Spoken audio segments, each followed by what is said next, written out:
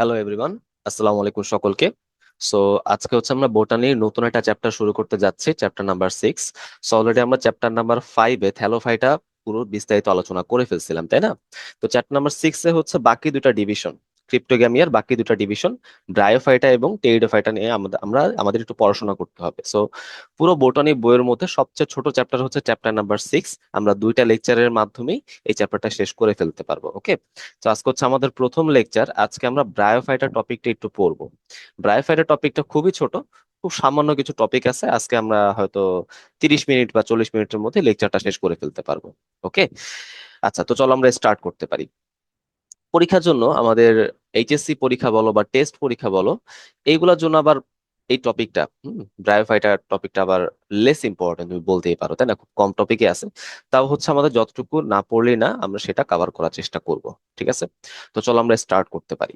তো প্রথম কথা হচ্ছে ব্রায়োফাইটা, এটাকে বাংলায় কি বলা হবে? মস বর্গীয় উদ্ভিদ, তাই না? আমরা মস হিসেবে যাদেরকে চিনি তারাই কিন্তু সেই ব্রায়োফাইটা। ওকে, এটা মাথায় রাখবা। দেখো, এই যে ব্রায়ন শব্দটার মানে হচ্ছে মস, ওকে, আর ফাইটন মানে তো উদ্ভিদ জানি। তো এইটা হচ্ছে, দেখো যে মার্গুলিসের শ্রেণী বিভাগে উম, আ- হচ্ছে মেনলি এখানে বলা হয়েছে, এটাকে আলাদা একটা বিভাগের মতো ইনক্লুড করা হয়েছে। বাট আমরা হচ্ছে মেনলি ওই যে বেনথাম এবং বেনথামের ক্লাসিফিকেশনটা দেখছিলাম, তাই না? হুকার বেনথাম, তার ক্লাসিফিকেশন দেখছিলাম। সেটার মধ্যে আমরা হচ্ছে ক্রিপ্টোগেমিয়ার মধ্যে থ্যালোফাইটা, ব্রায়োফাইটা, টেরিডোফাইটা পড়ছিলাম, তাই না? সো আসলে আমরা ওই ক্লাসিফিকেশনের হচ্ছে কন্টিনিউশনটা দেখতেছি। ওকে, সোজা কথা।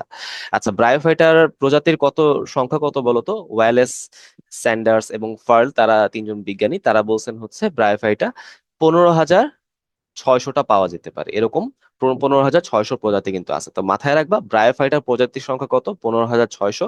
টেরিডোফাইটা হচ্ছে 11,023। তাহলে এখানে আমরা যে প্রজাতির সংখ্যাগুলো পড়তেছি, এগুলো একটু মাথায় রাখবা। আগের লেকচার আমরা অনেকবার বলছি, শৈবাল পাওয়া যায় 30,000 প্রজাতি, ছত্রাক 90,000, লাইকেন 17,000। এখন আমরা কি পড়লাম? ব্রায়োফাইটা হচ্ছে 15,600, আর সামনে টেরিডোফাইটা পড়বো 11,023, সামনের লেকচারে পড়বো, ওকে? আচ্ছা, এর বেশিরভাগ প্রজাতি কিন্তু স্থলজ, তবে কিছু প্রজাতি হচ্ছে জলজ।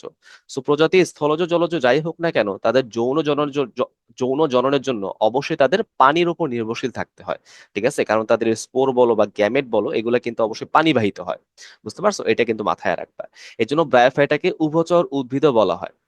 বুঝতে পারছো কারণ কি? তার পুরো বডিটা হচ্ছে মাটিতে আছে, স্থলজ উদ্ভিদ, বাট তার যৌন জননের জন্য পানির কিন্তু প্রয়োজন হবে। এই কথাগুলো এখানে বলছে, দেখো।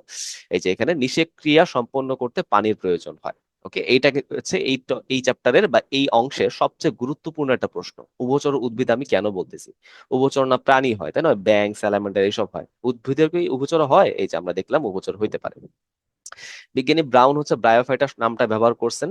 নামটা মনে রাখা খুবই ইজি, ব্রা ব্রা, ওকে, রাইট। ওই যে আমরা আহ, আহ, কি বলো ওটাকে, প্রোটোপ্লাজম, তাই না? পারকিন যে প্রোটোপ্লাজম, এভাবে কিন্তু আমরা মনে রাখছিলাম, তাই না? প্লাজমা, লেমা, ফ্লাওয়ার, এভাবে কিন্তু মনে রাখছিলাম। তো এটাকে আমরা সেই ক্যাটাগরিতেই মাথায় রাখতে পারি, ওকে? আচ্ছা, তারপর দেখো, ব্রায়োফাইটা বর্গের উদ্ভিদদেরকে আমরা কি বলতে পারি? ব্রায়োফাইটস বলতে পারি, তাই না? রাইট, এটা হচ্ছে কোয়াইট অবভিয়াস কথা। রেপটিলিয়ার মধ্যে যারা আছে তারা রেপটাইল, ভার্টিব্রাটার মধ্যে যারা আছে তারা ভার্টিব্রেট, ওরকম ভাবে এখানে আলোচনা করা হচ্ছে। তবে এখানে একটু খেয়াল করে দেখো, মস এবং এর সাথে মিল সম্পন্ন অনেক উদ্ভিদকে বর্তমানে ব্রায়োফাইটা বলা হচ্ছে। এই জন্য অনেকে বলে কি ব্রায়োফাইটার সংখ্যা হবে 24,000। বাট আমরা এই ইনফরমেশনটা মাথায় রাখবো না, আমাদের সবচেয়ে বেশি একসেপ্টেবল এন্সার হচ্ছে ওই 15,600। এবার চলে আসো ভাই, ব্রায়োফাইটের কি কি বৈশিষ্ট্য আছে। আমাদের পরীক্ষার জন্য বৈশিষ্ট্যও কিন্তু অবশ্যই জানতে হবে। তো চলো আমরা দেখা শুরু করি, ওকে? বৈশিষ্ট্যের মধ্যে আমরা কি কি জিনিস পড়বো। তো প্রথম কথা হচ্ছে, ব্রায়োফাইটা হচ্ছে বহুকোষী উদ্ভিদ হবে, এক কোষে কিন্তু ব্রায়োফাইটা হয় না। আমরা গত চ্যাপ্টারে কিন্তু পড়ছিলাম শৈবাল অধিকাংশ এককোষী, ছত্রাক অধিকাংশ বহুকোষী, তাই না? বাট ছত্রাক কিন্তু এককোষী হইতে পারে, বাট ব্রায়োফাইটা কখনোই কখনোই এককোষী হয় না, সবসময় বহুকোষী হবে, তাই না? আচ্ছা, এবং এরা অবশ্যই অপুষ্পক হবে এবং অবীজী হবে, যেহেতু এরা ক্রিপ্টোগ্যামিয়ার মধ্যে অন্তর্ভুক্ত, রাইট? এই জন্য এরকম বৈশিষ্ট্য পাওয়া যাচ্ছে। অর্থাৎ এদের কিন্তু ফুল ফল বীজ কোনো কিছুই হবে না। এই বীজ হওয়ার জিনিসটা আমরা সামনের চ্যাপ্টার নাম্বার 7-এ দেখা শুরু করব, ওকে? সেটা তো তোমাদের অবশ্যই অফলাইন আমি পড়াবো, সেটা পরের জিনিস। এবার দেখো, এদের দেহ কিরকম হয় বলতো? গ্যামেটোফাইটিক হয়। এখন উদ্ভিদের দেহ দুই রকম হইতে পারে, গ্যামেটোফাইটিক এবং স্পোরোফাইটিক। গ্যামেটোফাইটিক মানে হ্যাপ্লয়েড দেহ, স্পোরোফাইটিক মানে ডিপ্লয়েড দেহ, ওকে? কিভাবে সহজে মনে রাখতে পারি দেখো, ফাইট শব্দের মানে হচ্ছে উদ্ভিদ দেহ, আর গ্যামেটও তো গ্যামেট থেকে আসছে। বলো, গ্যামেট কিরকম হয়? সবসময় হ্যাপ্লয়েড প্রকৃতির হয়, এর জন্য গ্যামেটোফাইট উদ্ভিদ মানে যাদের পুরো বডিটা হ্যাপ্লয়েড প্রকৃতির। আর স্পোরোফাইটের মধ্যে স্পোর মানেই তো ডিপ্লয়েড স্পোর, আমরা বুঝতে পারতেছি তাই না? উদ্ভিদ যদি ডিপ্লয়েড হয় তার স্পোরটাও ডিপ্লয়েড হবে, রাইট? তো সেখান থেকে আমরা খুব সহজে মনে রাখতে পারি গ্যামেটোফাইট মানে হ্যাপ্লয়েড উদ্ভিদ, স্পোরোফাইট মানে ডিপ্লয়েড উদ্ভিদ। ওকে, এটা গেল প্রথম কথা। দ্বিতীয় কথা কি, যেসব উদ্ভিদ গ্যামেটোফাইট হয় তাদের গ্যামেটোফাইটটা অবশ্যই স্পোরোফাইটের উপর নির্ভরশীল। তো এখানে জীবন চক্র বলে একটা জিনিস আছে। জীবন চক্র মানে কি, গ্যামেটোফাইট এবং স্পোরোফাইট দশার, অর্থাৎ হ্যাপ্লয়েড এবং ডিপ্লয়েড দশার পর্যায়ক্রমিক আবর্তন। ঠিক আছে, হ্যাপ্লয়েড থেকে সে ডিপ্লয়েড হচ্ছে, ডিপ্লয়েড থেকে আবার হ্যাপ্লয়েড। তো নর্মালি যেসব উদ্ভিদ তোমার গ্যামেটোফাইট হয় তাদের স্পোরোফাইট দশাটা খুবই সংক্ষিপ্ত হয়, এবং সেই স্পোরোফাইট দশাটা গ্যামেটোফাইটের উপর নির্ভরশীল, মানে ছোটটা বড়টার উপর নির্ভরশীল। ওকে, বুঝতে পারছো কথা? তো এখানে যেহেতু গ্যামেটোফাইট দশাটাই মেইন, তো তাদের স্পোরোফাইটটা গ্যামেটোফাইটের উপর নির্ভরশীল হবে। ওকে, আচ্ছা। তারপর দেখো ওদের গ্যামেটোফাইটটা সর্বদাই স্বতন্ত্র এবং স্বভোজী। ওকে, ওদের গ্যামেটোফাইট দশার একটা নাম আছে, সেটাকে হয়তো আমরা প্রোটোনেমা বলি। তো মনে রাখবা, ব্রায়োফাইটার গ্যামেটোফাইট উদ্ভিদটা হচ্ছে প্রোটোনেমা, এবং টেইডোফাইটের গ্যামেটোফাইট উদ্ভিদটা হচ্ছে প্রোথেলাস। ওকে, এবং এই দুইটাই কিন্তু আমাদের কি হবে, স্বতন্ত্র স্বভোজী হবে, ক্লোরোফিল বিশিষ্ট হবে, নিজের খাবার নিজেই তৈরি করতে পারে, একটু মাথায় রাখবা। তারপর দেখো ওদের দেহ দেহ কিরকম হয় বলতো, থ্যালয়েড প্রকৃতির হয়। এখন আমরা তো থ্যালোফাইটার মধ্যে শৈবাল ছত্রাক তো অনেক কিছু পড়ছি তাই না, লাইকেন আমরা পড়ছি। তো ব্রায়োফাইটার তো আবার থ্যালোফাইটার মধ্যে পড়তেছে না। তাহলে তাদের দেহটা থ্যালয়েড কেন হয়? কারণ আমরা যখন হচ্ছে শুরুর দিকে প্রচলিত শ্রেণীবিন্যাস, সরি, এই প্রাকৃতিক শ্রেণীবিন্যাস যখন পড়তেছিলাম, তখন কিন্তু আমরা হচ্ছে এখানে বলছিলাম যে ক্রিপ্টোগ্যামিয়াকে দুইটা ভাগে ভাগ করা হয়। থ্যালোফাইটাকে আমরা বলতাম লোয়ার ক্রিপ্টোগ্যামিয়া, আর ব্রায়োফাইটা টেরিডোফাইটাকে বলতাম হায়ার ক্রিপ্টোগ্যামিয়া, তাই না? এবং এই ব্রায়োফাইটা টেরিডোফাইটার মধ্যে টেরিডোফাইটা আবার বেশি উন্নত, কারণ টেরিডোফাইটার সাথে নগ্নবীজি আবৃতবীজির বেশ কিছু বৈশিষ্ট্য মিল আছে, উন্নত উদ্ভিদের বেশ কিছু বৈশিষ্ট্যের মিল আছে। বাট ব্রায়োফাইটার মধ্যে হচ্ছে আবার ওইদিকে শৈবাল ছত্রাকের বেশ কিছু বৈশিষ্ট্যের মিল আছে। এই জন্য ব্রায়োফাইটাকে আমরা কি বলতেছি, সংযোগকারী গ্রুপ বলি। ওকে, কি বলি আমরা? থ্যালোফাইটার সাথে টেরিডোফাইটার সংযোগকারী গ্রুপ বলি। সেই জন্য দেখা যায় কি, এই ব্রায়োফাইটার কিছু কিছু প্রজাতি কিন্তু থ্যালয়েড হইতে পারে ওই থ্যালোফাইটার মতো। ওকে, অর্থাৎ এদেরকে আমরা সত্যিকার অর্থে মূল কাণ্ড এবং পাতায় বিভক্ত করতে পারি না। তবে মস জাতীয় উদ্ভিদের অনেকের কিন্তু নরম কাণ্ড বা পাতার মতো অংশ থাকতে পারে। উন্নত বৈশিষ্ট্যের দিকে তুমি চিন্তা করতে পারো। এদের নিশ্চয়ই মূল নেই, কারণ এরা থ্যালয়েড হয়। তবে মূলের পরিবর্তে কি থাকবে, এককোষী রাইজয়েড থাকতে পারে, এবং কিছু কিছু প্রজাতিতে বহুকোষী স্কেল থাকতে পারে, তাই না? এরা সবাই হচ্ছে মেনলি পানি শোষণের জন্য বিশেষভাবে বিশেষায়িত তুমি বলতে পারো। আবার এরা হচ্ছে কোনো বস্তুর গায়ে আটকে থাকার জন্য কিন্তু এগুলো ইউজ করা যেতে পারে। তাহলে এদের দুইটা কাজ, পানি শোষণ এবং কোনো অবলম্বনকে আঁকড়ে ধরা। ঠিক আছে? তো রাইজয়েড আমরা হয়তো এটা হচ্ছে ছত্রাকের মধ্যে পড়ে আসছিলাম, খাদ্য শোষণকারী হাইফা, তাই না? তো ওই রাইজয়েড আর এই রাইজয়ের মধ্যে মেনলি গঠনগত একটু পার্থক্য আছে, বাট মেকানিজম সেম। এরা শোষণ প্রক্রিয়া হচ্ছে বস্তু গ্রহণ করার চেষ্টা করে। ওদের রাইজয়েডটা, ব্রায়োফাইটার রাইজয়েডটা সবসময় এককোষী হবে, এবং এই রাইজয়েড আবার দুই টাইপের হইতে পারে, মসৃণ বা অমসৃণ, আমরা সামনে পড়বো। বাট স্কেলটা সবসময় বহুকোষী হবে। স্কেল মানে স্বল্প, তাই না? হয়তো এখন আমরা তো মানে ক্লিয়ার হইতে পারতেছি না ভাই, বিষয়গুলো তো আমি ইমাজিন করতে পারতেছি না। তো এটা কোয়াইট অবভিয়াস কথা বা কোয়াইট লজিক্যাল কথা, কারণ আমরা এত কমনলি কিন্তু ব্রায়োফাইটা বা মস দেখে অভ্যস্ত না, তাই না? আমাদের পরিবেশে কিন্তু তৈরি হয়, বাংলাদেশে প্রচুর মস পাওয়া যায়, বাট আমরা হচ্ছে অত বেশি গুরুত্ব দেই না। আমরা হচ্ছে গাছ বা উদ্ভিদ বলতে ওই আবৃতবীজ উদ্ভিদ গুলোকে মেনলি চিনে থাকি, তাই না? সো এই জন্য আসলে এই চ্যাপ্টার 5 চ্যাপ্টার 6 গুলো পড়া একটু ডিফিকাল্ট, আমরা কোনো কিছু ইমাজিন করতে পারি না। বাট এই সমস্যাটা চ্যাপ্টার 7-এ যায় তোমাদের আবার ঠিক হয়ে যাবে। ঠিক আছে, তো কোনো চিন্তা নাই, এগুলো একটু মনে রাখো তাহলে। পরের বৈশিষ্ট্য আসি, এদের দেহে কোনো ভাস্কুলার টিস্যু নাই। দেখছো, এটা কিন্তু থ্যালোফাইটার সাথে মিল আছে। টেরিডোফাইটা আবার ভাস্কুলার টিস্যু পাওয়া যায়। দেহে কিরকম পাওয়া যাবে, প্যারেনকাইমার টিস্যু, সফট টিস্যু পাওয়া যাবে। ঠিক আছে, বুঝতে পারলাম। ওদের জননাঙ্গ আবার বহুকোষী। থ্যালোফাইটার জননাঙ্গ গুলো কি হয়, এককোষী হয়। এটা একটু উন্নত বৈশিষ্ট্য। বন্ধা কোষাবরণ দিয়ে আবৃত। ঠিক আছে, বুঝতে পারলাম। এখন দেখো ওদের স্ত্রী জননাঙ্গকে কি বলা হবে, আর্কিগোনিয়াম, এবং পুং জননাঙ্গকে বলা হবে অ্যানথেরিডিয়াম। তো এগুলো মনে হয় আমরা আগের চ্যাপ্টারে অনেক মেনশন করে আসছিলাম, তাই না? আমরা ছত্রাকের মধ্যে পড়ছিলাম যে তাদের ছত্রাকের পুং জননাঙ্গের নাম হচ্ছে অ্যানথেরিডিয়াম, সেম এজ হেয়ার, এবং স্ত্রী জননাঙ্গের নাম হচ্ছে ওগোনিয়াম, তাই না? রাইট, এটা কি মনে আছে, অ্যানথেরিডিয়াম, ওগোনিয়াম? শৈবালের মধ্যে হয়তো এমন কোনো মেনশন ছিল না, বাট আমি নেট থেকে খুঁজে দেখলাম যে শৈবাল ছত্রাক দুইজনের ক্ষেত্রেই সেম, পুং জননাঙ্গ অ্যানথেরিডিয়াম, স্ত্রী জননাঙ্গ হচ্ছে আর্কিগোনিয়াম, তাই না? লাইকেনের মধ্যে কি দেখছিলাম, পুং জননাঙ্গকে আমরা বলতাম হচ্ছে স্পার্মাগোনিয়াম, রাইট? আর স্ত্রী জননাঙ্গকে বলা হইতো কার্পোগোনিয়াম। হ্যাঁ, বুঝতে পারছো কি? আর এখানে আমরা ব্রায়োফাইটার মধ্যে কি দেখলাম, bryophyta pteridophyta same, antheridium, archegonium. ওকে, তার মানে নামের মধ্যে কিন্তু বেশ কিছু পার্থক্য আছে, মিল যেমন আছে পার্থক্য কিন্তু আছে। সো এই জিনিসগুলো আমি তোমাদের একসাথে নোট করে দিব, টেরিডোফাইটা অংশের মধ্যে আমার নোট করা নাই, আমি একসাথে তোমাদের নোট করে দিব যাতে তুমি সহজে বুঝতে পারো। ওকে, দেখো আর্কিগোনিয়াম অর্থাৎ স্ত্রী জননাঙ্গটা দেখতে অনেকটা ফ্লাস্কের মতো, তাই না? ফ্লাস্ক শেপ মানে হচ্ছে অনেকটা এরকম। তোমরা হচ্ছে গোলতলি ফ্লাস্ক দেখছো না তোমাদের কেমিস্ট্রি ল্যাবে, সেরকম। আর অ্যানথেরিডিয়াম দেখতে কিরকম হইতে পারে? গোলাকার হইতে পারে, নাশপাতির মতো হইতে পারে, বেলনাকার বা সিলিন্ড্রিক্যাল হইতে পারে, অথবা গদাকার হইতে পারে, মানে গাদাগাদি করে স্ট্যাকড আমরা বলতে পারি ইংলিশে। তারপর দেখো যৌন জনন কিরকম হয়? উগামাস প্রকৃতির হয়, শৈবাল ছত্রাক দুজনের কিন্তু আইসোগ্যামি অ্যানাইসোগ্যামির সাথে উওগ্যামি কিন্তু হইতে পারে। সো উওগ্যামি বা উগামাস প্রকৃতির আসলে কি বোঝায় বলতো? এখানে দুই ধরনের আমি জনন কোষ পাবো, গ্যামেট পাবো। একটা হচ্ছে ছোট্ট সচল শুক্রাণু, আর একটা হচ্ছে বড় নিশ্চল ডিম্বাণু। দেখো বড় নিশ্চল স্ত্রী গ্যামেট বা ডিম্বাণুর সাথে ক্ষুদ্র ও সচল পুং গ্যামেটের মিলন হবে। ওদের শুক্রাণুগুলো অবশ্যই কি হবে বলতো? দ্বি ফ্লাজেলা বিশিষ্ট হবে, ঠিক আছে? অর্থাৎ ওদের শুক্রাণুর ভিতরে দুইটা ফ্লাজেলা থাকবে। রাইট, এটা কিন্তু ইম্পর্টেন্ট। এটা আমার মনে হয় আমরা যখন ইউলোথ্রিক্স পড়তেছিলাম, রাইট, তো সেখানে কিন্তু দেখছিলাম যে শুক্রাণুর ভিতরে দুইটা ফ্লাজেলা আর স্পোরের ভিতরে চারটা ফ্লাজেলা, তাই না? আচ্ছা, সো এটা কিন্তু একটু মাথায় রাখবা। আচ্ছা, তারপর দেখো নিষেকের জন্য জলীয় মাধ্যমে প্রয়োজন হয়, কারণ তাদের হচ্ছে ওই গ্যামেট গুলো পানির মাধ্যমে বাহিত হয়, তাই না? আমরা কিন্তু অলরেডি সব আলোচনা করছি।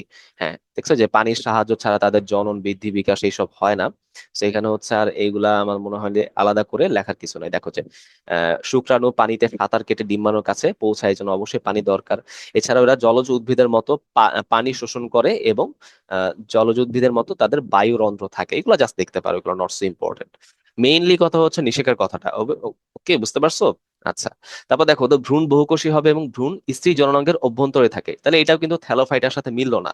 থ্যালোফাইটার মধ্যে ভ্রূণটা স্ত্রী জননাঙ্গের মধ্যে সবসময় এককোষী অবস্থায় থাকে, বহুকোষী অবস্থায় সে কনভার্ট হইতে পারে না। বাট এখানে আমরা কি দেখতে পারলাম? সবসময় এককোষী হোক বহুকোষী হোক, নর্মালি বহুকোষী হয়, বহুকোষী ভ্রূণটা সবসময় স্ত্রী জননাঙ্গের ভেতরেই থাকবে। ওকে, বুঝতে পারলাম। তারপরে এই কথাটা বলে ফেলছি, স্পোরোফাইট গ্যামেটোফাইটের উপর পূর্ণ বা আংশিকভাবে নির্ভরশীল, কারণ স্পোরোফাইট দশাটা ছোট, গ্যামেটোফাইট দশাটা বড়। আচ্ছা, এবং ওদের উৎপন্ন যে স্পোর গুলা সেগুলো একই আকার বিশিষ্ট হয়, যেটাকে আমরা হোমোস্পোরাস বলতে পারি। হোমো মানে সমান, স্পোর গুলা যদি একই সাইজের হয় তাহলে হোমোস্পোরাস, ডিফারেন্ট সাইজের হলে হেটেরোস্পোরাস, তাই না? আচ্ছা, তারপর দেখো যে জীবনচক্রে গ্যামেটোফাইট প্রধান এবং স্পোরোফাইট গৌণ, তাই স্পোরোফাইটটা গ্যামেটোফাইটের উপর নির্ভরশীল। এবং স্পোরটা অঙ্কুরিত হয়ে সরাসরি থ্যালাস গঠন করে, যেটাকে আমরা প্রোটোনেমা বলতাম, তাই না? রাইট, ওই যে স্বতন্ত্র স্বভোজী। তো এই বৈশিষ্ট্যগুলো অনেক অনেক বেশি ইম্পর্টেন্ট, তোমরা একটু মাথায় রাখবা। এবার আসো ব্রায়োফাইটার মধ্যে কি কি আদি বৈশিষ্ট্য আছে, ওই যে থ্যালোফাইটার সাথে কি কি মেলে, আবার কি কি উন্নত বৈশিষ্ট্য আছে, ওই যে টেরিডোফাইটা বা সামনের উদ্ভিদ, উন্নত উদ্ভিদগুলোর সাথে কি কি বৈশিষ্ট্য মেলে। সো এগুলো আমরা একটু দেখার চেষ্টা করব। সো আদি বৈশিষ্ট্য কিন্তু আমরা অনেক মেনশন করছি, যে উদ্ভিদ নিশ্চয়ই হ্যাপ্লয়েড হবে, গ্যামেটোফাইটিক, অধিকাংশই থ্যালয়েড হয়, মূল কাণ্ড পাতায় ভাগ করা যায় না, সত্যিকার মূল নাই, এক কোষে রাইজোইড বহুকোষী স্কেল আছে। ওকে, ভাস্কুলার টিস্যু নাই, এবং এরা কিন্তু হোমোস্পোরাস হয়, সব হচ্ছে ওই অনুন্নত উদ্ভিদ বা অনুন্নত জীবের সাথে মিল সম্পন্ন। উন্নত বৈশিষ্ট্যের জন্য আমরা একটা স্পিসিস মানে একটা গণের কথা চিন্তা করতে পারি। সেই গণের নাম কি? অ্যান্থোসিরস। অ্যান্থোসিরস উদ্ভিদের মধ্যে বেশ কিছু উন্নত বৈশিষ্ট্য আমি দেখতে পারি। প্রথমে কি বলো? ক্যাপসুলে অবস্থিত কলুমেলা, তাই না? আমি হচ্ছে নেট থেকে খুঁজে ছবিটা নিয়ে নিছি। কলুমেলা একদম মাঝখানে, হ্যাঁ, মাঝখানে হচ্ছে একটা আবরণ বেষ্টিত জায়গা পাওয়া যায়, যেটাকে আমরা ক্যাপসুল বলতে পারি। এই ক্যাপসুলের মধ্যে এরকম একটা স্ট্রাকচার পাওয়া যায়। ওকে, সেটাকে আমরা কি বলতেছি বলতো? কলুমেলা বলতেছি। ওকে, এই দেখছো যে এই যে শীত, তোমরা হয়তো দেখতে পারতেছো ছোট্ট করে লেখা শীত, শীত মানে কিন্তু ক্যাপসুল বা আবরণটা। তারপর কি? স্টোমাটা যুক্ত এপিডার্মিস। ওকে, এই যে এখানে যে আমরা এপিডার্মিসে দেখতে পারতেছি, এখানে বেশ কিছু স্টোমাটা পাওয়া যায়, উন্নত উদ্ভিদের মতো, আবৃতবীজী উদ্ভিদের মতো। এবং ক্যাপসুলের গোড়ায় আমরা কি পাবো? ভাজক টিস্যুর অবস্থান পাওয়া যেতে পারে। তোমরা এখানে দেখতে পারতেছো কিনা দেখো, যে মেসোমারিটিক টিস্যু লেখা আছে, এটা হচ্ছে এই নিচের বরাবর, নিচের জায়গা পাওয়া যায়। ওকে, সো এগুলো হচ্ছে উন্নত উদ্ভিদ। সো মাঝে মাঝে এগুলো প্রশ্ন দিয়ে দেয় যে ব্রায়োফাইটাকে আমরা হচ্ছে সংযোগকারী গ্রুপ কেন বলতেছি, তখন তোমাকে অবশ্যই আদি বৈশিষ্ট্য উন্নত বৈশিষ্ট্যগুলো লিখতে হবে। এবার চলে আসো ভাই ব্রায়োফাইটার শ্রেণী বিভাগ। ব্রায়োফাইটাকে আমরা তিনটা শ্রেণীতে ভাগ করতে পারি: হেপাটিকি, অ্যান্থোসিরোটি এবং মাসাই। ওকে, সো আমাদের পরীক্ষার জন্য হেপাটিকি একটু বেশি করে জানতে হবে। আমরা যে এক্সাম্পলটা এখানে নিচ্ছি সেখানে হেপাটিকি নিয়ে মেনলি আমরা পড়াশোনা করি। তো এই যে দেখো, আমরা কি এক্সাম্পল নিব? আমাদের যে গণ বা জেনাস সেটা হচ্ছে রিক্সিয়া। এই দেখো একটা রিক্সার ছবি আমরা দিয়ে দিছি, আমরা হয়তো অনেকে দেখছি, তাই না? খুব একটা খেয়াল করি নাই। রিক্সিয়া হচ্ছে হেপাটিকি শ্রেণীর অন্তর্গত একটা গণ। তো হেপাটিকি শ্রেণীর মধ্যে সেটা কেন পড়লো, তার আগে আমরা একটু হেপাটিকি শব্দটা বোঝার চেষ্টা করি। হেপাটিকি, এটা কিন্তু হেপাট শব্দ থেকে আসছে। হেপাট মানে কি বলো, যকৃৎ। সো এদের যে প্রোথেলাস, সরি, এই যে প্রোটোনেমে যেটা আছে মানে থ্যালাসটা আছে, সেই থ্যালাসটা দেখতে অনেকটাই মানুষের যকৃতের মতো। এই জন্যই তাদেরকে আমরা হেপাটিক শ্রেণীর মধ্যে অন্তর্ভুক্ত করে দিলাম। ঠিক আছে, এটা মিললেই যে, এটা মিললে আমরা বলে ফেললাম, একটু পরে আমরা পাবো। ঠিক আছে, হ্যাঁ ঠিক আছে। তারপর দেখো রিক্সা হচ্ছে এখানে মেনলি 200টা প্রজাতি পাওয়া যায়, এর মধ্যে বাংলাদেশে 45টা প্রজাতি, নট সো ইম্পর্টেন্ট। এবং দেখো হেপাটিকের মধ্যে যেসব ব্রায়োফাইট গুলো আছে তাদেরকে আমরা কি বলতেছি, লিভার ওয়ার্ট বলতেছি। এই যে দেখো এদের থ্যালাসটা কিরকম দেখতে হয়, মানুষের যকৃৎ বা লিভারের মতো দেখতে হয়। ওকে। আচ্ছা, আবাসস্থল কোথায় কোথায় তৈরি হয়, নট সো ইম্পর্টেন্ট, এটা স্যাঁতসেঁতে মাটি এসব জায়গায় তৈরি হতে পারে। তারপর ধরো হচ্ছে নদীর বালিতেও এটা তৈরি হতে পারে, এগুলা একবার রিডিং পড়লেই চলবে। ওকে। বাংলাদেশে হচ্ছে কমনলি কোনটা দেখা যায়, যে রিক্সিয়া ফ্লুইডান্স পাওয়া যায়। ঠিক আছে, এটা হচ্ছে মেনলি পানিতে পাওয়া যায়, ফ্লুইডান্স, ফ্লুইড দিয়ে মনে রাখো, পানি, হ্যাঁ। আচ্ছা, রিক্সিয়া শনাক্তকারী বৈশিষ্ট্য, অনেক বৈশিষ্ট্য দেখবো যে আমাদের ওই ব্রায়োফাইটার কমন বৈশিষ্ট্যগুলোর সাথে মিলে যাচ্ছে, কারণ রিক্সা তো অবশ্যই একটা ব্রায়োফাইট, তাই না? মিলে তো যাবি না, না মিললেই তো তো নাহলে সমস্যা নাকি। দেখো ওদের দেহটা অবশ্যই গ্যামেটোফাইটিক হবে এবং এটা থ্যালয়েড হবে, তাই না? এবং থ্যালাসটা কিরকম হবে, অবশ্যই স্বতন্ত্রী স্বভোজী হবে, তাই না? সবুজ সাহিত্য চ্যাপ্টা এবং বিষম পৃষ্ঠ হবে, দুইটা সারফেস দুই রকম হবে।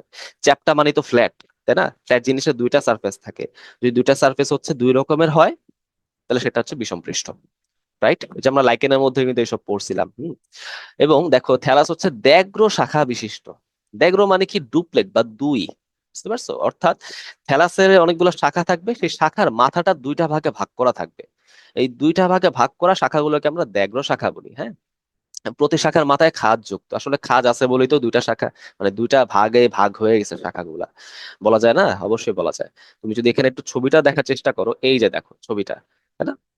এই দেখছো, এই যে আমাদের এই যে এক একটা শাখা, এগুলো হচ্ছে এক একটা শাখা, রাইট? এই যে এক একটা শাখা, রাইট? এই যে দেখছো এক একটা শাখা, এবং এই শাখাগুলো কিন্তু অবশ্যই দুইটা ভাগে ভাগ হয়ে গেছে, হ্যাঁ। এই যে দেখছো দুইটা ভাগে ভাগ হয়ে গেছে, দুইটা ভাগে ভাগ হয়ে গেছে, এদিকে একটা ভাগ, আবার এইদিকে একটা ভাগ।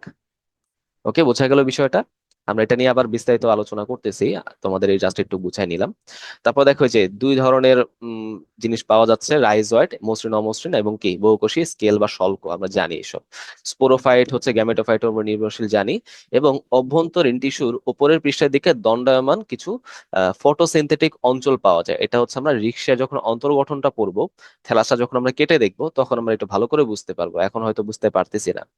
জাস্ট বলে দিই, উপরে ফটোসিনথেটিক অঞ্চল পাওয়া যায়, এবং তার নিচে পাওয়া যায় হচ্ছে সঞ্চয়ী অঞ্চল। এবং সঞ্চয়ী অঞ্চলের নিচে হচ্ছে এক সারি নিম্নত্বক পাওয়া যায়, হ্যাঁ, এক সারি কোষে তৈরি নিম্নত্বক পাওয়া যায়।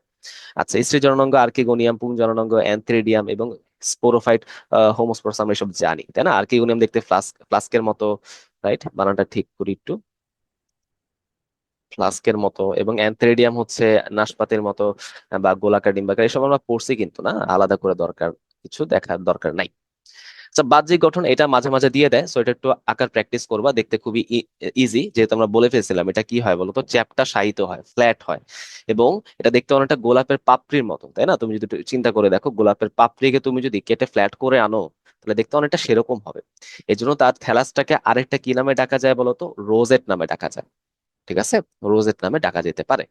এবার তোমরা আমাকে বলো যে, দেখি রোজেট তোমরা আর কোথায় পড়ছো? ঠিক আছে, তোমাদের নেক্সট দিন, আমি তো বুধবারে মনে হয় রেকর্ড করতেছি, বৃহস্পতিবার তোমাদের ক্লাসে যাব, তখন কিন্তু তোমাদের প্রশ্ন করবো যে রোজেটটা তুমি কোথায় পাবা, হ্যাঁ। আচ্ছা, মানে আর কোথায় পাও, এখানে তো পাচ্ছই। আরেকটা জায়গা আমরা পড়ে আসছিলাম, তাই না? একটু হেল্প করে দিই, চ্যাপ্টার 4 অণুজীবের মধ্যে পড়ছিলাম, তাই না? এখন খুঁজে বের করবা কোথায় পড়ছিলাম। আচ্ছা, দ্যাগ্র শাখার কথা তো আমরা বলছি। ইভেন এখানে মজার বিষয়টা হচ্ছে যে এই দ্যাগ্র শাখাগুলো, এই দ্যাগ্র শাখার প্রত্যেকটা শাখা বা সামনের দিকে একটু খাঁজ কাটা হয়, দেখছো? ওই যে প্রত্যেকটা শাখা বা সামনের দিকে খাঁজ কাটা হয়। এই খাঁজগুলোকে আমরা কি বলতেছি, এপিক্যাল নচ বা অগ্রস্থ খাঁজ। হম। খাঁজগুলা কেন তৈরি হলো? এই যে আমাদের মাঝখান থেকে একটা শিরা তৈরি হয়, সেই শিরাগুলো আসলে এই জায়গায় মিলিত হয় বলে খাঁজটা তৈরি হচ্ছে। ঠিক আছে, বুঝতে পারছো বিষয়টা? এটা একটু মাথায় রাখবা।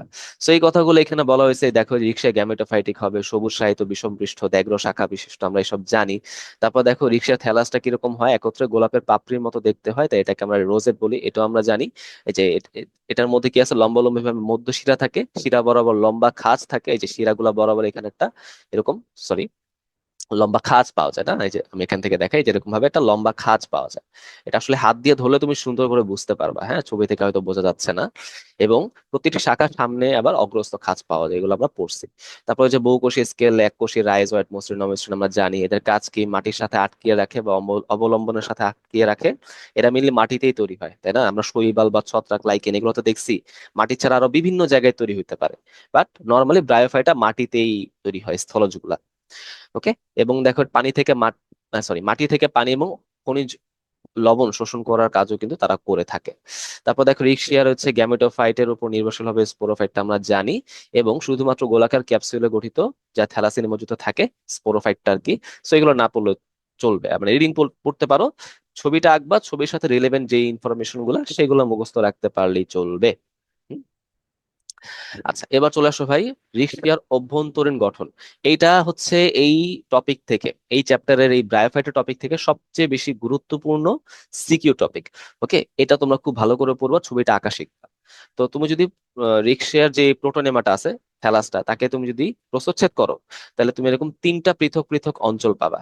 সবার বাইরে হচ্ছে ক্লোরোপ্লাস্ট যুক্ত ফটোসিনথেটিক অঞ্চল বা আত্তীকরণ অঞ্চল। আত্তীকরণ মানে হচ্ছে খাবার তৈরি করা, শক্তি তৈরি করা, রাইট? তো এখানে আমরা কি করি বলতো, ওই সৌরশক্তিকে খাদ্য শক্তি বা রাসায়নিক শক্তি আকারে জমা করে ফেলি, তাই না? এই জন্য এই প্রক্রিয়ার নাম কি, আত্তীকরণ। চ্যাপ্টার 9-এ আবার বিস্তারিত আমি তোমাদের বলবো। ওকে। তার নিচে কি পাওয়া যাবে, বর্ণহীন সঞ্চয়ী অঞ্চল। তাহলে দেখো উপরের অঞ্চলটা ক্লোরোফিল বা ক্লোরোপ্লাস্ট যুক্ত, তাহলে সবুজ অঞ্চল। তার নিচে পাওয়া যাবে হচ্ছে বর্ণহীন অঞ্চল, মানে এখানে ক্লোরোপ্লাস্ট নাই, তাই না? এবং তার নিচে পাওয়া যায় কি, নিম্নত্বক। আমরা কিন্তু বলছিলাম একসাথে কোষে তৈরি নিম্নত্বক এখানে পাওয়া যায়। তো আমরা যদি এখানে একটু ফিগারটা দেখার চেষ্টা করি, যে উপরে দিকে যে ডটের রিজনটা তুমি এখানে দেখতে পারতেছো, তাই না? এই যে ডটের রিজন যেটা দেখতে পারতেছো, এইটাই হচ্ছে আমাদের সেই ফটোসিনথেটিক অঞ্চল। আর নিচের দিকে যে স্বচ্ছ অঞ্চলটা পাওয়া যাচ্ছে সেটা হচ্ছে আমাদের সেই সঞ্চয়ী অঞ্চল। এবং তারও নিচে কিন্তু একসারি কোষের স্তর পাওয়া যায়, সেটা হচ্ছে নিম্নত্বক। ওকে, নিম্নত্বক। ঠিক আছে। আচ্ছা, তো এখানে যদি আমি একটু পার্টস গুলো একটু বলে দিই, হ্যাঁ, মানে কি কি জিনিস পাওয়া যাচ্ছে একটু ছোট্ট করে বলে দিই। তো ঊর্ধ্বত্বকের ভিতরে কোষগুলো কিরকম, এরকম স্ট্যাকড হয়, একটার পর আরেকটা এরকম ভাবে পুঞ্জীভূত হয়ে জমা থাকে। এবং দেখো দুইটা এরকম খন্ড খন্ড, দুটা পিলারের মাঝখানে এরকম একটা ছিদ্র বা এরকম একটা প্রকোষ্ঠের মতো জায়গা পাওয়া যাচ্ছে, তাই না? রাইট, এরকম একটা গর্তের মতো জায়গা পাওয়া যাচ্ছে। এই গর্তের মতো জায়গাগুলোকে আমরা কি বলি, বায়ু প্রকোষ্ঠ। বায়ু প্রকোষ্ঠ। এই বায়ু প্রকোষ্ঠগুলা যে ওপেনিং দিয়ে বাইরে খোলা আছে, হ্যাঁ, যে ওপেনিং দিয়ে বাইরে উন্মুক্ত আছে, তাদেরকে আমরা কি বলতেছি, বায়ু রন্ধ্র বা বায়ু ছিদ্র। এটা মাথায় রাখবা। আচ্ছা, এবং আমাদের এই ফটোসিনথেটিক অঞ্চলের উপরের কোষগুলা কিন্তু স্বচ্ছ হয়, ক্লোরোফিল বিশিষ্ট হয় না, কিন্তু ক্লোরোফিল বিহীন হয়, তাই না? এবং এরাই হচ্ছে লুজলি কানেক্টেড ঊর্ধ্বত্বক তৈরি করে। সো আসলে এখানে ট্রু ঊর্ধ্বত্বক কিন্তু নাই, বুঝছো? মানে সত্যিকার অর্থে কোষগুলো একীভূত হয়ে ঊর্ধ্বত্বক তৈরি করলো এরকম কিন্তু হয় না। বরঞ্চ ফটোসিনথেটিক অঞ্চলের উপরের কোষগুলো ক্লোরোফিল বিহীন হয়ে একটা জোড়াতালি দিয়ে ঊর্ধ্বত্বক তৈরি করে, জাস্ট একটু মাথায় রাখতে পারো। ঠিক আছে। এবং এখানে হচ্ছে আমরা হয়তো ওই যে জননাঙ্গ গুলা দেখতে পারতেছি, যে আর্কিগোনিয়ামের কথা কিন্তু আমরা বলছিলাম, তাই না? এটার ভিতরে হচ্ছে আমাদের স্ত্রী জনন কোষ তৈরি হয়, তাই না? এগুলো হচ্ছে আমি এখন আর মেনশন করতেছি না। এরপর চলে আসো হচ্ছে আমাদের এই যে সঞ্চয় অঞ্চল। এখানে মেনলি কি থাকবে বলো, প্যারেনকাইমা জাতীয় কোষ থাকবে, যাই আমরা কিন্তু জানি প্যারেনকাইমা কোষের মেন কাজই হচ্ছে খাবার এবং পানি সঞ্চয় করা। তো ওরা সালোক সংশ্লেষণ প্রক্রিয়ায় যে স্টার্চ গুলা তৈরি করে, গ্লুকোজ থেকে যে পরে স্টার্চ তৈরি হয়, সেই স্টার্চ বা শ্বেতসার এখানে জমা হবে। এবং নিম্নত্বক আমি কিভাবে বলো, ওই যে এককোষী মসৃণ, অমসৃণ, রাইজয়েড, বহুকোষী স্কেল আমরা জানি এসব, তাই না? দেখছো এই যে মসৃণ গুলা এরকম হবে এবং অমসৃণ গুলা দেখছো কিরকম হবে, এরকম হবে। এবং স্কেল গুলা এরকম হবে, তাই না? একটু আঁকা শিখতে হবে। তো আমি কিন্তু অনেকখানি বলে ফেললাম। এবার দেখি এখানে কি অন্য কোনো ইনফরমেশন লেখা আছে কিনা, দেখি তো একটু। আচ্ছা, দিছে ক্লোরোপ্লাস্ট যুক্ত খাড়া কোষের সারি পাওয়া যাবে আমাদের ফটোসিনথেটিক অঞ্চলে। ঠিক আছে। এগুলোকে আমরা কি বলতেছি, আত্তীকরণ সূত্র বলতেছি, কারণ এখানে কিন্তু খাবার তৈরির কাজগুলো হয়। দেন মাঝখানে হচ্ছে সরু লম্বা নালীগুলো পাওয়া যায়, যাদেরকে আমরা কি বলতেছি, বায়ু প্রকোষ্ঠ বলতেছি। এবং সেগুলো হচ্ছে যে ছিদ্রপথ দিয়ে উন্মুক্ত থাকে, যাদেরকে বায়ু ছিদ্র বা বায়ুরন্ধ্র বলা যেতে পারে। উপরের কোষগুলো বা বাইরের কোষগুলোকে আমরা কিছুটা বড় এবং ক্লোরোপ্লাস্ট বিহীন পাবো, যেখানে খাবার তৈরি কাজ হবে না। সেটা হচ্ছে অসম্পূর্ণ ঊর্ধ্বত্বক তৈরি করে, আমরা সব জানি, তাই না? আচ্ছা, এবার চলে আসো হচ্ছে সঞ্চয়ী অঞ্চল।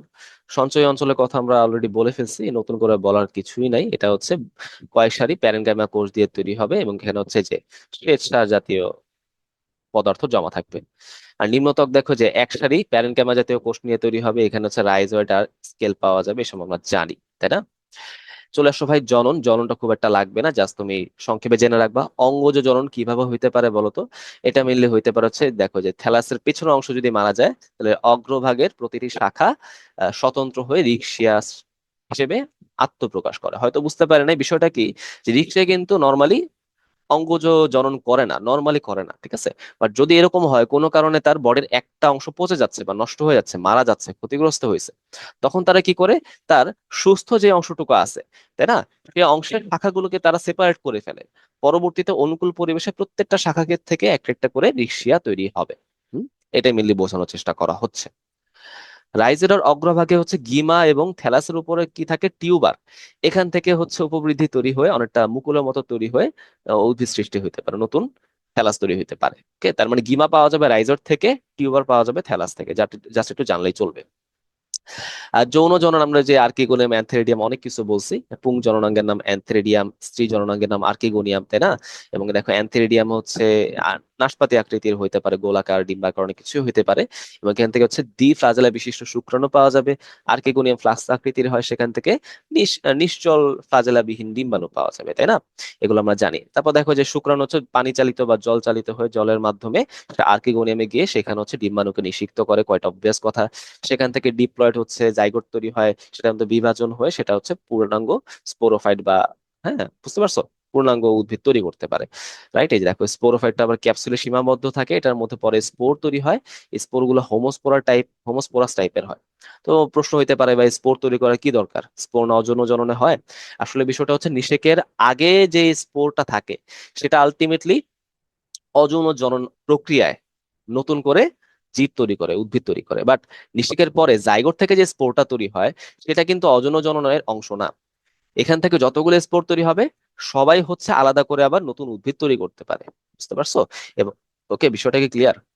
তো দুইটা স্পোরের মধ্যে অবশ্যই পার্থক্য আছে। নর্মালি যেসব হচ্ছে আবৃত বীজি, না মানে নগ্ন বীজি, আবৃত বীজের কথা যদি বাদ দিই, এর আগে যারা আছে তারা কিন্তু স্পোর জাইগোট গঠনের পরেও তৈরি করতে পারে। হ্যাঁ, বাট ওইটা কিন্তু আমি অযৌন জনন বলবো না। ওকে, আচ্ছা। এবার চলে আসো ভাই লাস্ট টপিক, সেটা কি, রিক্সিয়ার গুরুত্ব, তাই না? রিক্সিয়া থেকে কি লাভ? সেটা হচ্ছে মাটিতে জৈব পদার্থ সংযোজন করতে পারে, খুব সামান্য ভূমিকা। মেইনলি কিন্তু এই কাজটা লাইকেন করে থাকে, আমরা গত লেকচারে পড়ছি। পরিবেশ দূষণের সূচক, আমরা লাইকেনে কি পড়ছিলাম, লাইকেন বায়ু দূষণের সূচক। হ্যাঁ, যেখানে বেশি বায়ু দূষণ সেখানে লাইকেন তেমন পাওয়া যায় না।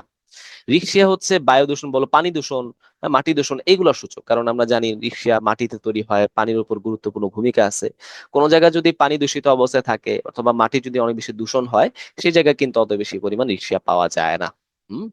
এবং দেখো এটা হচ্ছে প্রথম জলজ স্থলজ উদ্ভিদের বৈশিষ্ট্য সম্পর্কে ধারণা দিতে সহায়তা করে, এটা বিবর্তনের কথা, এসব দরকার নাই। তাহলে আমাদের ব্রায়োফাইটা এই পর্যন্তই। আমরা নেক্সট দিন হচ্ছে টেরিডোফাইটা থেকে পড়াশোনা করা শুরু করব।